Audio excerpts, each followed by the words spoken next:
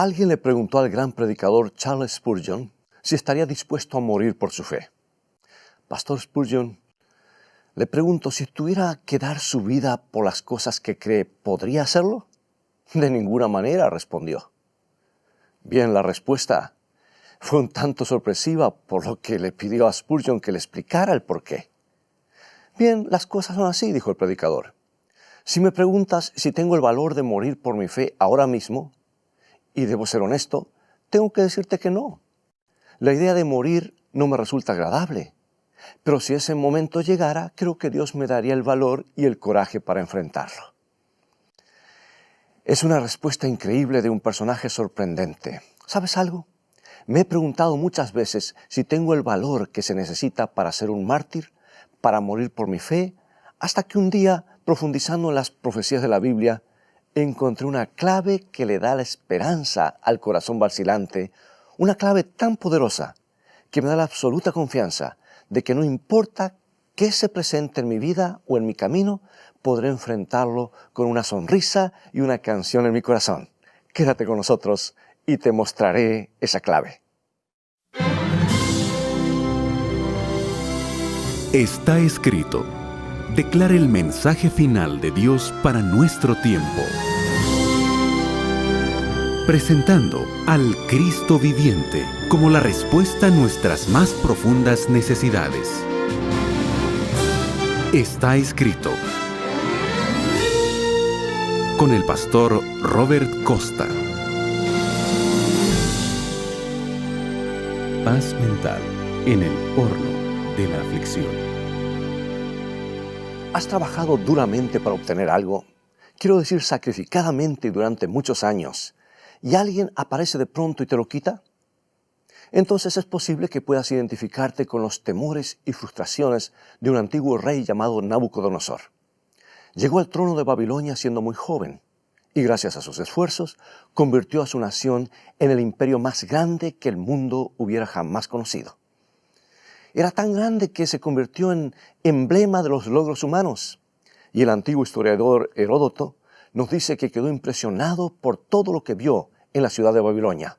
Él dijo lo siguiente: la ciudad, dijo, está asentada en una vasta llanura, en una inmensa ciudad con forma de cuadrado, de unos 20 kilómetros de lado y un circuito de más de 80 kilómetros.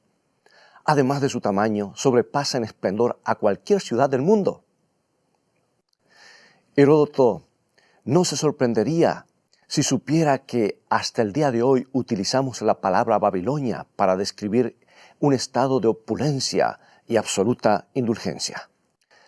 Nabucodonosor había construido el imperio más grande que el mundo hubiera visto y era consciente de ello.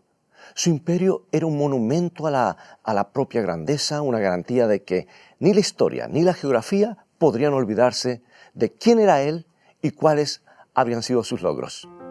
Pero entonces apareció aquella fatídica noche cuando Dios le habló en sueños y le mostró la estatua hecha con diferentes metales. Representaba una sucesión de imperios que vendrían después de él, y esa noche supo que Babilonia no duraría para siempre, que sería desmantelada por un poder que ni siquiera el rey más poderoso de toda la tierra podría resistir. Nabucodonosor, le dijo el profeta Daniel, puedes ser la cabeza de oro de la estatua, puedes gobernar el reino más fabuloso que haya existido alguna vez, pero un rey inferior a ti, ocupará tu lugar. Bueno, increíblemente, Dios había elegido un rey pagano para revelarle el futuro del mundo. En los tranquilos momentos de la parte más oscura de la noche, iluminó la mente del rey con una vívida representación del futuro que continúa dejando perplejos hasta el día de hoy los críticos más acérrimos de la Biblia. Y amigo, con anticipación, Nabucodonosor vio que el surgimiento y la caída de los imperios mundiales los vio en tal sucesión que quedó impresionado. Fue conducido por los corredores del tiempo hasta el mismo día de la consumación de la historia de este mundo con la segunda venida de Cristo.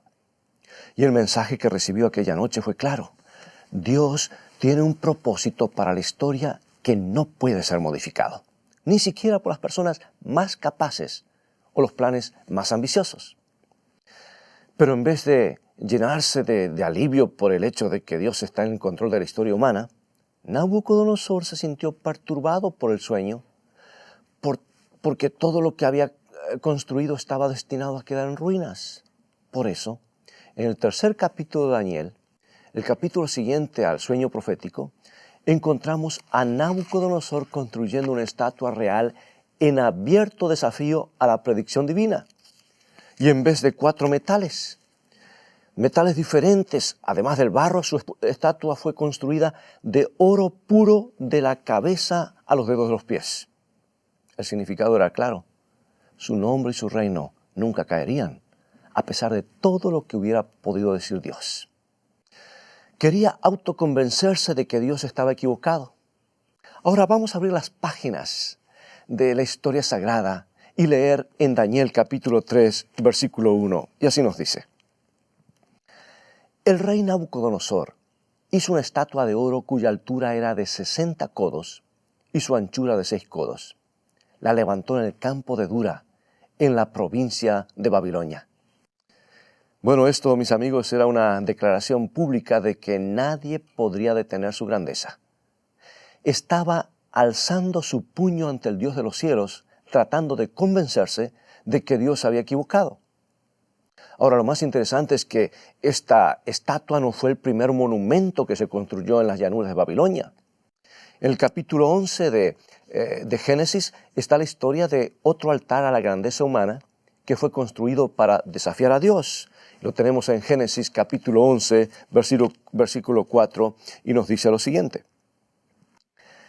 Y dijeron, vamos, edifiquemos una ciudad y una torre cuya cúspide llega al cielo, y hagámonos un nombre, por si fuésemos esparcidos sobre la faz de la tierra.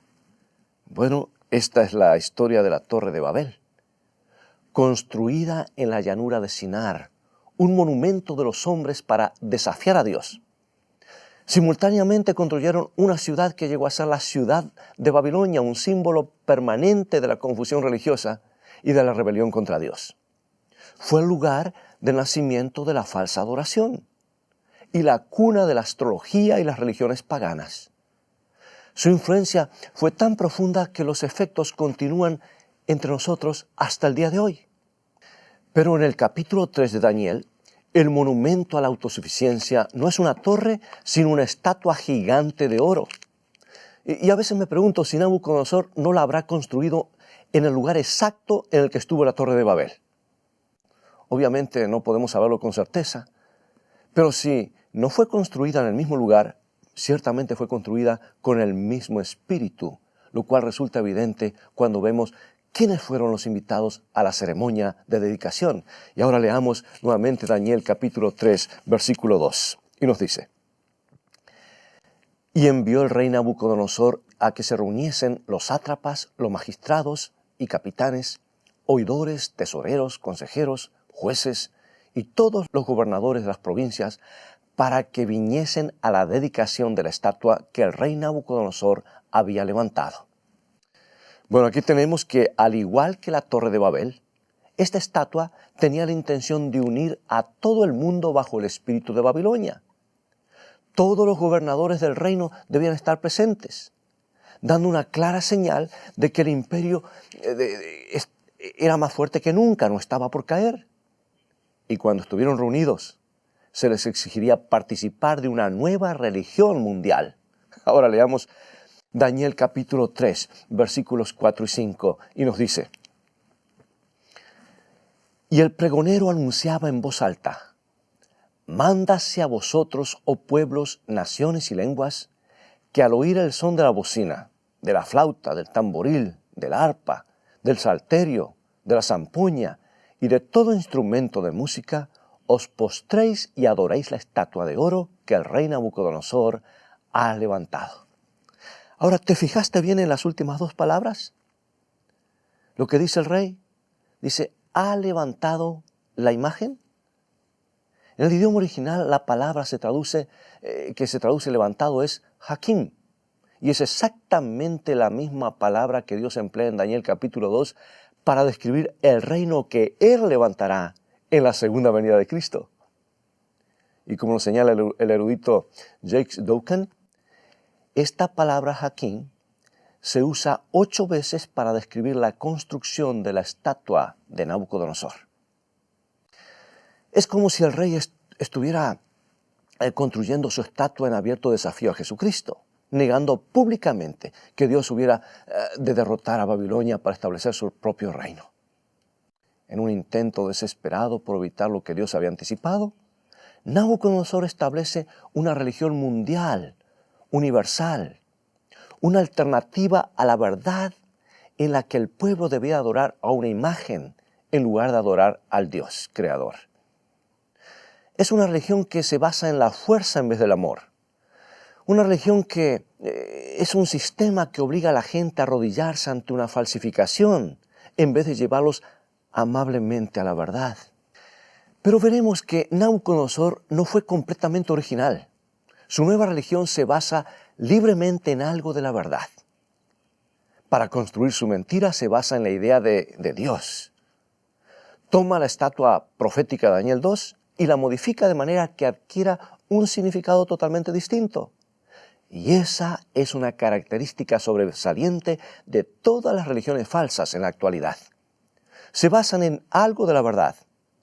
Por eso puedes encontrar semejanzas con la verdad en casi todas las religiones. Como ves, el diablo sabe que no podría lograr que un grupo de cristianos consagrados desobedecieran abiertamente la palabra de Dios. Entonces tuerce astutamente la religión cristiana para despojarla de la profundidad y la riqueza que Dios le ha dado. ¿Sabes que el engaño más peligroso no es una mentira plena, sino la mezcla de la verdad con la mentira, que hace más digerible la falsedad? En la Biblia hay una gran cantidad de ejemplos obvios. Tomemos por ejemplo la historia de Caín y Abel. En Génesis capítulo 4, ambos hermanos ofrecieron un sacrificio a Dios, pero Dios aceptó uno y rechazó el otro. Y cuando era niño, esta historia me molestaba, pero luego encontré Hebreos 11. Allí encontré la clave que explica todo el episodio. En Hebreos 11:4 nos dice que Abel ofreció su sacrificio por fe, y obviamente ello implica que Caín no ofreció su sacrificio por fe. Pero ambos ofrecieron sus sacrificios. Y esto es lo que sucedió en realidad. En toda la Biblia, los corderos sacrificiales eran un símbolo poderoso que señalaban al Redentor que vendría a morir por los pecados del mundo. Los pecadores arrepentidos colocaban sus manos sobre el cordero, confesaban sus pecados y luego le quitaban la vida. Eso era un recordatorio de lo que Jesús vendría a hacer por ellos algún día en la cruz del Calvario. Por la fe, el pecador demostraba su creencia en la venida del Cordero de Dios como su sustituto. Y ese es el motivo por el que Abel ofreció un cordero. Pero su hermano Caín sacrificó frutos y vegetales que, aunque también constituían una ofrenda, no eran los símbolos que Dios había ordenado. O sea que no representaban a un sustituto viviente sin mancha para el pecador. Y ese fue el motivo por el cual Dios rechazó la ofrenda de Caín. Y tengo la convicción de que Caín seleccionó los mejores vegetales. Estoy seguro que ofrendó una buena cantidad, pero la cuestión es que Dios no le había pedido vegetales ni frutas, sino un cordero. Caín había decidido hacer las cosas a su manera.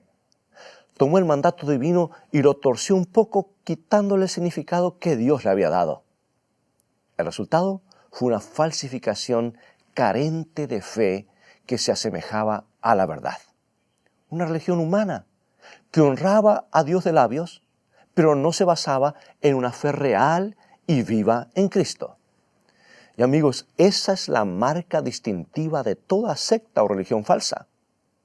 El engaño más peligroso, el que más asemeja a la verdad, tejiendo una mezcla letal de superstición y falsedad con hebras de verdad. Es más fácil que bebamos cianuro si está mezclado con un vaso de limonada fría, que si lo encontramos puro en una botella que dice veneno.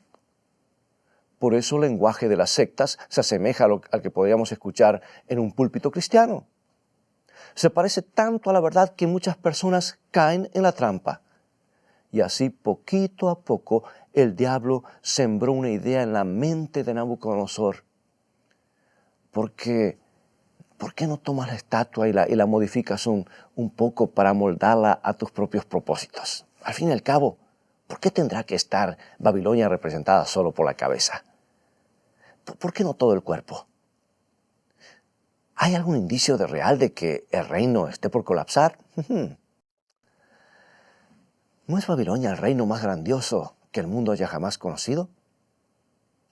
El hecho de que Nabucodonosor tuviera suficiente oro como para construir una estatua casi de 50 metros de altura, sin que le afectara, era clara evidencia de que el reino de Babilonia estaba muy lejos de caer.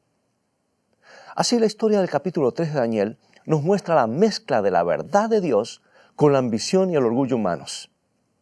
Era un monumento construido por los hombres, construido sobre las palabras de Dios, una clara señal enviada al cielo de que la raza humana no tiene la intención de creer lo que le revela el Creador. Y para empeorar las cosas, Nabucodonosor obligó a sus súbditos a inclinarse, a adorar la imagen, so pena de muerte. Y dice Daniel 3:6 lo siguiente: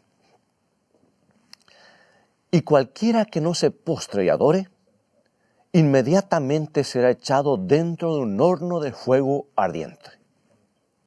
¿Sabes? Yo quisiera resaltar los componentes de esta historia, porque es una de las llaves maestras que descifran el significado de algunos pasajes más difíciles de la profecía bíblica. En primer lugar, el rey establece una religión falsa basada en la adoración a un ídolo. Luego envía un decreto universal para que todos los dirigentes políticos del imperio los obligaba, los instaba a asistir y a adorar la imagen de oro. Y si no lo hacían, los mataría. Hay un sorprendente paralelo entre esta historia y algo que sucede en el capítulo 13 del libro de Apocalipsis, ¿sabes? En ese inquietante capítulo de la Biblia hay dos bestias que representan poderes cuyo objetivo es llevar a todo el mundo a una falsa adoración.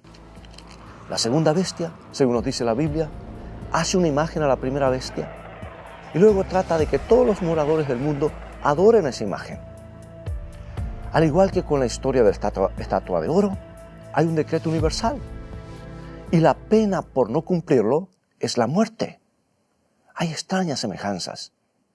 Y al hablar de la segunda bestia o este poder, dice Apocalipsis capítulo 3, versículos 14 y 15 lo siguiente: y engaña a los moradores de la tierra con las señales que se le ha permitido hacer en presencia de la bestia, mandando a los moradores de la tierra que le hagan imagen a la bestia que tiene la herida de espada y vivió. Y se le permitió infundir aliento a la imagen de la bestia, para que la imagen hablase e hiciese matar a todo el que no la adorase. Bueno, otra vez resulta que tenemos aquí un llamado universal a la falsa adoración con la pena de muerte para todos los que no cooperen. Encerrado en el relato del horno de fuego, hay un claro mensaje para el pueblo de Dios que vive en el fin de los tiempos. Se acerca el momento cuando tu fe será puesta a prueba. Un momento cuando el mundo te exigirá so pena de muerte, que actúes en directa violación a la ley moral de Dios. En el caso de Nabucodonosor, le exigió al pueblo que quebrantara el segundo mandamiento que prohíbe la adoración de imágenes. La Biblia nos dice claramente que en las horas finales de la historia de esta tierra, el pueblo de Dios quedará atrapado en otra controversia religiosa relacionada con la adoración. Se les exigirá que violen los mandamientos de Dios. Pero la buena noticia es que, según anticipa la Biblia, habrá un grupo de personas que se aferrarán obstinadamente a su fe en Cristo y su palabra. Se negarán a aceptar sustitutos, se negarán a transigir, y eso es lo que nos dice la Biblia en Apocalipsis 14:12. Aquí está la paciencia de los santos, los que guardan los mandamientos de Dios y la fe de Jesús. Sí, a pesar de la persecución, nos menciona el texto que habrá personas que no estarán dispuestas a renegar de su fe. Su compromiso con Cristo será inamovible. La Biblia nos cuenta que en los días de Nabucodonosor hubo 3 jóvenes que se negaron a inclinarse ante la falsificación. Ellos fueron Sadrach, Mesach y Abednego.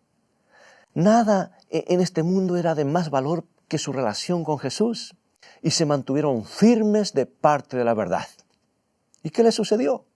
Bien, de acuerdo a lo estipulado por el rey, fueron arrojados dentro de un horno de fuego. Nabucodonosor le dijeron, no sabemos si Dios nos va a salvar de tu horno, pero una cosa sabemos, que nunca vamos a violar nuestra relación con Él. Amigo y amiga, permíteme que te formule una pregunta importante. ¿De dónde surge esa clase de compromiso inquebrantable? ¿Dónde encuentran las personas esa fortaleza para estar de parte de Dios, aunque no están muy seguras de cuáles serán las consecuencias? Piensa en tu propio corazón.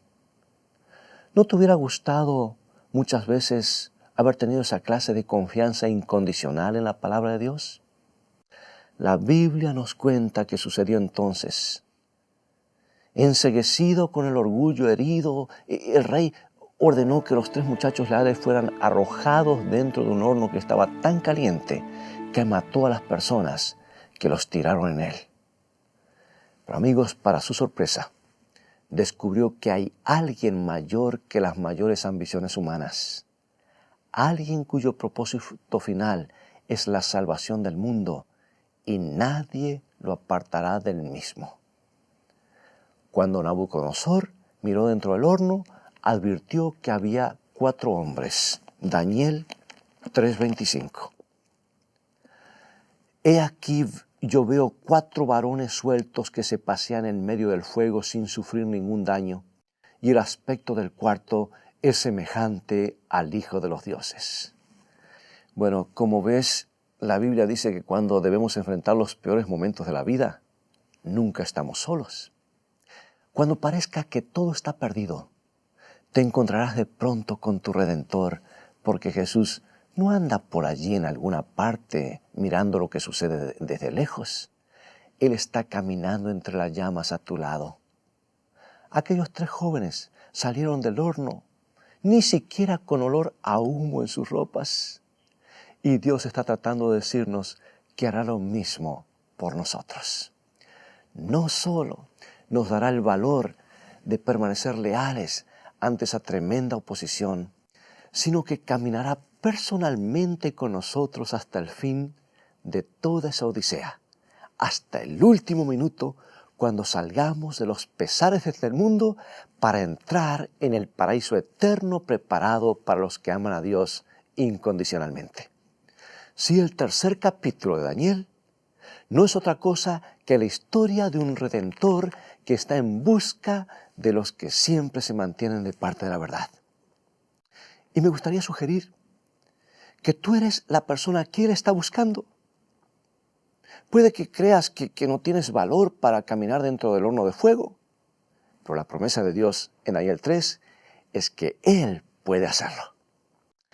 Y sabes que algunas veces puede ser que dudes si cuando llegan los momentos más duros de la vida encontrarás que a veces tu fe tambalea, pero recuerda, Jesús allí está, esperando por ti. Y la promesa de Dios es que en el momento en que pises dentro del horno, Él estará allí. Y la pregunta que Dios te hace hoy es, cuando todo el mundo se inclina ante el engaño, cediendo a la presión cultural y la insoportable tentación, la pregunta es, ¿estarás tú de parte de la verdad? Cuando todo el mundo esté de pie en la llanura, libres de daños corporales y en desobediencia a Dios, ¿elegirás tú la seguridad de la eternidad con Jesús? ¿Me acompañas en oración? Padre, enséñanos a no estar conformes con los engaños de los hombres. Crea en nuestros corazones el anhelo de estar donde está Jesús. Aun cuando sentimos que la vida cristiana no siempre es un camino fácil, creemos que nuestro Redentor nos librará finalmente y que un día lo veremos cara a cara. Danos el valor para resistir. Danos fe para creer que Jesús nos salva, porque te lo pedimos en su nombre. Amén.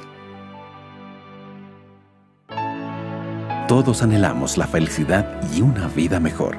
Y eso también es lo que Dios desea para ti y para mí. Es el mensaje de este libro bendito, la Santa Biblia. Pero recuerda que felicidad comienza con fe, y la fe viene por oír y estudiar la palabra de Dios. Hoy quiero invitarte a que visites nuestro sitio de internet, estaescrito.tv, donde encontrarás una variedad de materiales y estudios bíblicos que te ayudarán en tu caminar diario con Dios. En especial quiero recomendarte 2 libros que han cambiado la vida de millones. El Camino a Cristo, el libro traducido a más idiomas después de la Biblia, y el libro Seguridad y Paz en el conflicto de los siglos. Estos libros son el complemento ideal para los seminarios de Daniel y Apocalipsis que te ofrecemos gratuitamente en nuestro sitio de internet, estaescrito.tv. Jesucristo vio nuestros días y se anticipó dejándonos mensajes específicos de seguridad, aliento y esperanza para el tiempo del fin. Los seminarios de Daniel y Apocalipsis que te ofrecemos gratuitamente en nuestro sitio internet, estaescrito.tv, te ayudarán a comprender mejor los tiempos que vivimos y el plan que Dios tiene para tu vida. Te conducirán a conocer mejor a Jesús, a gozar de su compañerismo real con Él y anhelar su segunda venida. Están presentados de una manera clara y sencilla. También podrás disfrutar de los devocionales cortos Una mejor manera de vivir y suscribirte a los podcasts. Son como perlas de esperanza y ánimo para comenzar cada día tomado de la mano de Dios. Visítanos ahora mismo en estaescrito.tv. Dios te bendiga y recuerda, tú vales mucho para Jesús. Él te ama más de lo que puedas imaginar. Y ahora, las palabras de despedida del Pastor Costa. Bien, amigos, ha llegado el momento de despedirnos y apenas hemos tenido tiempo de dar un ligero vistazo al 3er capítulo de Daniel. Pero hay mucho más para aprender en este antiguo libro profético que nos da las bases para una mejor comprensión de la profecía bíblica. Ahora tengo buenas nuevas para ti. Si quieres tener más material para meditar, visítanos en nuestra página web, estaescrito.tv, donde encontrarás una gran cantidad de recursos para estudiar la Biblia, todos en un formato muy fácil de usar, y entre ellos un seminario sobre el libro de Daniel y otro sobre Apocalipsis. También puedes mirar las transmisiones de otros programas de Está Escrito en forma totalmente gratuita y tendrás la oportunidad de comprender la Biblia como nunca antes y también compartirla con otros. Dios te bendiga y te guarde en su amor. Y recuerda, escrito está, no solo de pan vivirá el hombre, sino de toda palabra que sale de la boca de Dios.